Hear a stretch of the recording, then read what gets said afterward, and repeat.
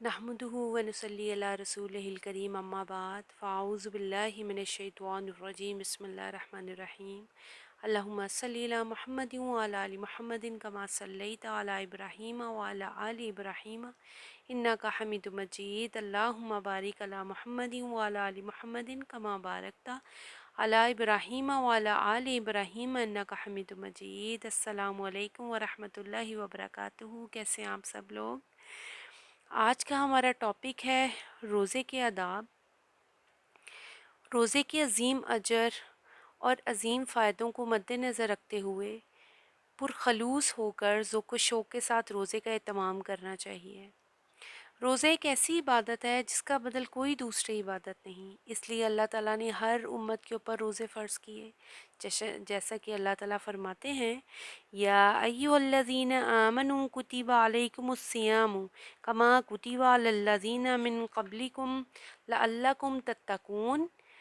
ईमान वालो, तुम पर रोज़े फ़र्ज़ किए गए हैं जिस तरह तुमसे पहले लोगों पर फ़र्ज़ किए गए थे, ताकि तुम मुत्तकी और परहेज़गार बन जाओ। अब अल्लाह ताला ने हमसे पहले आने वाली उम्मतों पे भी रोज़े फ़र्ज़ किए थे और हम पे भी रोज़े फ़र्ज़ किए हैं, क्योंकि हम मुत्तकी बन जाएं, परहेज़गार बन जाएं। क्योंकि रोज़ा तो इसी चीज़ की हमारी प्रैक्टिस है। जब हम रोज़ा रखते हैं तो यही तो प्रैक्टिस करते हैं कि हम मुत्तकी और ईमानदार बने। उसके अलावा नबी सल्लल्लाहु अलैहि वसल्लम ने इरशाद फरमाया, रोज़े के इस अज़ीम मकसद को यूँ बयान किया है हुज़ूर पाक सल्लल्लाहु अलैहि वसल्लम ने, जिस शख्स ने रोज़ा रखकर झूठ बोलना और झूठ पर अमल करना ना छोड़ा, तो खुदा इससे कोई दिलचस्पी नहीं कि वो भूखा और प्यासा रहता है। अल्लाह ताला को कोई दिलचस्पी नहीं है चाहे वो भूखा रहे प्यासा रहे। अक्सर लोग होते हैं, क्या करते हैं, रोज़ा रखते हैं और सो जाते हैं। ना वो सहरी खाते हैं, ना वो दिन में नमाज़ें पढ़ते हैं, ना कोई इबादत करते हैं, ना कोई कुरान की तिलावत करते हैं, सिर्फ सोते हैं और बस। वरना बहुत से लोग होते हैं, झूठ बोलते हैं, गालम गलोच करते हैं और बददयानती करते हैं, बुरा सलूक करते हैं। और स्पेशली मदर्स के लिए है जिनको बहुत ज़्यादा गुस्सा चढ़ जाता है और वो सारा गुस्सा जो है वो अपने बच्चों के ऊपर उतार रही होती हैं कि रोज़े के साथ साथ जो है वो काम भी कर रही होती हैं, तो इस वजह से उनसे जो है ये चीज़ें बर्दाश्त नहीं होती और फिर उसके बाद फिर खूब पिटाई हो रही होती है बच्चों की। तो ऐसा बिल्कुल नहीं करना। रोज़े से जो कुछ हमने सीखना है वो सब्र भी है और बर्दाश्त भी है और ये सारी प्रैक्टिस है रोज़े की। इसके अलावा आप सल्लल्लाहु अलैहि वसल्लम ने इरशाद फरमाया, जिस शख्स ने ईमानी कैफियत और एहतसाब के साथ रमज़ान का रोज़ा रखा तो खुदा इसके उन गुनाहों को माफ़ फरमा देगा जो पहले हो चुके हैं। सुभान अल्लाह। कि अगर हम ईमानी कैफियत के साथ रोज़े को रखते हैं तो हमारे पिछले सारे गुनाह माफ़ हो जाते हैं। अल्लाह ताला तो बस छोटी छोटी हमें मौके देता है कि हम नेकियों को जो है वो हासिल कर लें। उसके अलावा है कि नबी सल्लल्लाहु अलैहि वसल्लम ने इरशाद फरमाया कि जिस शख्स ने किसी बीमारी या शरई उज़र के बगैर रमज़ान का एक भी रोज़ा छोड़ा तो उम्र भर के रोज़े रखने से भी उसके एक रोज़े की तलाफ़ी ना हो सकेगी। कि अगर बगैर किसी शरई उज़र के या बीमारी के शदीद बीमार है तो उसके लिए जो है वो अगर कोई भी एक भी रोज़ा छोड़ दिया गया फ़र्ज़ रोज़ा, तो उसकी पूरी ज़िंदगी रोज़े रख लें उसकी तलाफ़ी नहीं हो सकती। और दूसरा जो है वो अक्सर लोग होते हैं वो बीमार होते हैं तो खाने के लिए दे देते हैं कि हमने रोज़ा इफ़्तार करा दिया, तो ये भी गलत है। क्योंकि जब अगर तो आपको उम्मीद नहीं है कि ज़िंदगी में आपने कभी ठीक होना है तो फिर तो आप वो अपना कफ़ारा दें जो देना होता है, यानी कि सुबह शाम का जो रोज़ा और जो है वो खुलवाना होता है। अदरवाइज़ जो है आपको क़ज़ा देनी पड़ेगी। जब आप सेहतमंद हो जाएंगे फिर आप उसकी क़ज़ा देंगे इंशाल्लाह ताला। उसके अलावा है कि रोज़े में रियाकारी और दिखावा नहीं करना। अक्सर लोग होते हैं, लोग वो रियाकारी के लिए दिखावे के लिए रोज़े रखते हैं, ऐसा बिल्कुल नहीं हमने करना। उसके अलावा रोज़े का जो मकसद है वो अपनी ज़िंदगी को पाक करना है। हमने अपनी ज़िंदगी को पाक करना रोज़ा रख कर इंशाल्लाह ताला। और रोज़ा ढाल है और जब तुम में से कोई रोज़े से हो तो اپنی زبان سے کوئی بے شرمی کی بات نہ نکالے اور نہ شور و غل کرے، اور اگر کوئی اس سے گالی گلوچ کرنے لگے یا لڑائی یا پر آمادہ ہو تو اس روزے دار کو سوچنا چاہیے کہ میں تو روزہ دار ہوں، بھلا میں کیسے گالی کا جواب دے سکتا ہوں یا لڑ سکتا ہوں۔ یہ بخاری مسلم کی حدیث ہے۔ تو جب بھی آپ کے ساتھ کوئی بھی لڑائی کرنے لگے، کوئی بدتمیزی کرنے لگے، اس کو کہتے ہیں کہ بھئی میں روزے سے ہوں، میرے ساتھ مت بدتمیزی کریں، مجھے لڑائی نہیں کرنی۔ خود بھی سوچنا چاہیے کہ میں روزے سے ہوں، میں کیسے گالم گلوچ کر سکتا ہوں۔ اس کے علاوہ آپ صلی اللہ علیہ وسلم نے فرمایا کہ قیامت کے دن روزہ سفارش کرے گا، سبحان اللہ، اور کہے گا پروردگار میں نے اس شخص کو دن میں کھانے پینے اور دوسری لذتوں سے روکا، خدایا تو اس شخص کے حق میں میری سفارش قبول فرما، اور خدا اس کی سفارش قبول فرمائیں گے۔ سبحان اللہ، روزہ ہمارے حق میں سفارش کرے گا، سبحان اللہ۔ روزے کی تکلیفوں کو ہنسی خوشی برداشت کرنا ہے، نہ کہ کمپلینس کر کر کے اس کو خراب کرنا ہے، اس کے ثواب میں کمی لانی ہے کہ مجھے بھوک لگ رہی ہے، مجھے پیاس لگ رہی ہے، ایسا بالکل نہیں کرنا، کیونکہ روزہ جو ہے بہت ہی ہمت کے ساتھ رکھنا ہے، اور سارے معاملات کے کو دیکھ کر جو ہے اس کے ساتھ ہم نے پورا جو ہے وہ روزے کو اپنے کمپلیٹ کرنا ہے انشاءاللہ تعالیٰ۔ اور سورہ بقرہ کی آیت ہے فَمَنْ كَانَ مِنْكُمْ مَرِيضًا أَوْ عَلَى سَفَرٍ فَعِدَّةٌ مِّنْ أَيَّامٍ أُخَرَ، جو کوئی بیمار ہو یا سفر میں ہو تو دوسرے دنوں میں روزوں کی تعداد پوری کر لے۔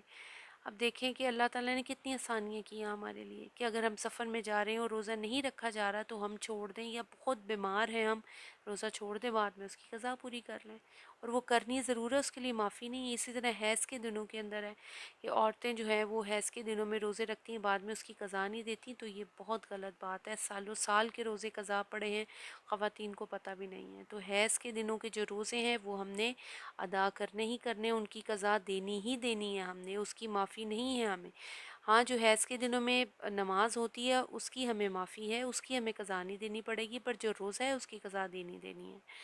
اس کے علاوہ انس رضی اللہ تعالیٰ عنہ فرماتے ہیں جب ہم لوگ نبی صلی اللہ علیہ وسلم کے ساتھ رمضان میں سفر پر ہوتے تو کچھ لوگ روزے رکھتے اور کچھ لوگ نہ رکھتے، پھر نہ تو روزے دار روزہ چھوڑنے والوں پر اعتراض کرتا، اور نہ روزے چھوڑنے والا روزے دار پر اعتراض کرتا، کہ اعتراض بھی نہیں کرتے تھے وہ۔ تو روزے میں غیبت اور بد نگاہی بالکل منع ہے، جس کو ہم نے بالکل نہیں کرنا۔ اس کے علاوہ سحری ضرور کھائیے، کیونکہ سحری سے ہمارے اندر بہت زیادہ ہمت اور طاقت آ جاتی ہے روزہ رکھنے کے لیے، اور نبی صلی اللہ علیہ وسلم کا ارشاد ہے سحری کھا لیا کرو، اس لیے سحری کھانے میں برکت ہے، کیونکہ برکت ہو جاتی ہے۔ بے شک چلنے والے کھا لیں، آپ نہ کھائیں، زیادہ نہیں دل کر رہا نہ کھائیں، پر سحری کرنی ضرور ہے۔ نبی صلی اللہ علیہ وسلم نے یہ بھی فرمایا سحری کھانے میں برکت ہے، کچھ نہ ہو تو پانی کے چند گھونٹ ہی پی لیا کرو، خدا کے فرشتے سحری کھانے والوں پہ سلام بھیجتے ہیں۔ سبحان اللہ، سبحان اللہ، کتنی خوبصورت حدیث ہے یہ کہ فرشتے سلام بھیج رہے ہیں۔ ہم تو ناچیز ہیں، ہماری کیا مجال، ہماری کیا اوقات۔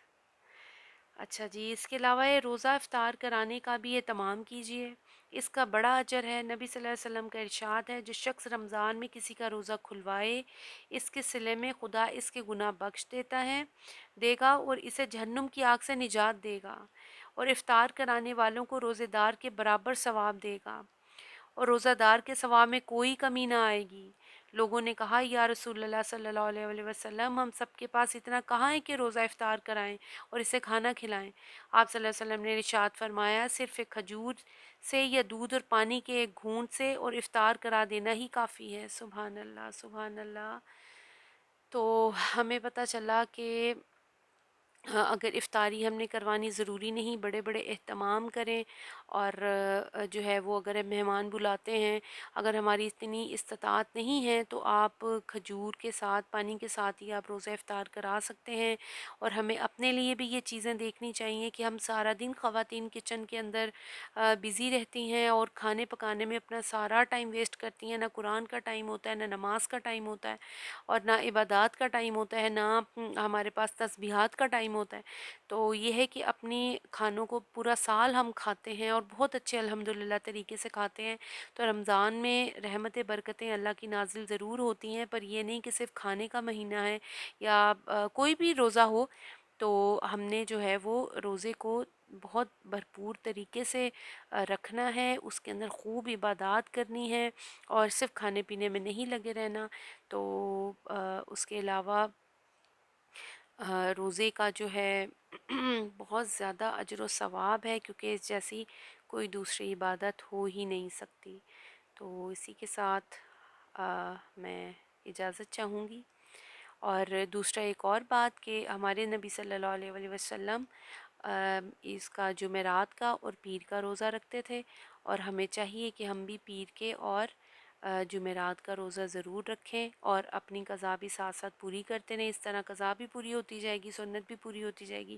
اور جیسا کہ دسمبر آ رہا ہے، جنوری آ رہی ہے، بہت چھوٹے دن ہوتے ہیں اور بڑی آسانی سے روزے رکھے جاتے ہیں۔ جن جن لوگوں کے قضا روزے ہیں وہ دسمبر میں ضرور کوشش کریں، بہت چھوٹا اور ٹھنڈا روزہ ہوتا ہے، اور اس کے اندر اپنے روزوں کو کمپلیٹ کریں، کیونکہ اس کا جو ثواب ہے وہ اللہ تعالیٰ کے پاس ہے۔ ہمیں نہیں پتہ ہمارے لیے کتنا اجر ہے۔ اللہ تعالیٰ نے کہا ہے کہ اللہ تعالیٰ نے فرمایا ہے کہ یہ روزہ میرے لیے ہے اور میں ہی اس کا اجر دوں گا۔ اب اس کا اجر تو ہمیں اللہ کے پاس جا کے ہی پتہ چلے گا، ہمیں نہیں پتہ کتنا اجر ہے، اور جس طریقے سے ہم روزہ رکھیں گے ویسا ہی ہمیں اس کا اجر بھی مل جائے گا۔